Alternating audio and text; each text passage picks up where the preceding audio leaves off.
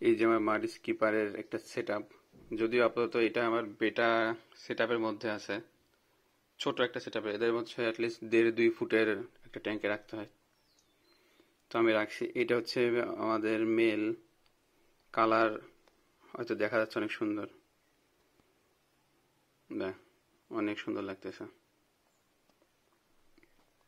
দেখি কালার আর একটু সুন্দর করা যায় কিনা।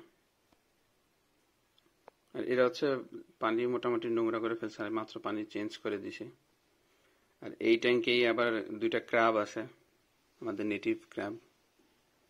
তো ওদেরও আমি রাখছি, ওরা হচ্ছে যে ওদের শেল চেঞ্জ করে এখানে রাখছে। তাই আমি ভাবছিলাম যে কি ব্যাপার, মারা গেছে নাকি, পরে ধরে দেখলাম না, এটা শেল। আর 2টা ক্র্যাবের 2টাই আছে, দৌড়াদৌড়ি করতেছে। তো কনফার্ম হলাম যে না, এখনো ভালো আছে।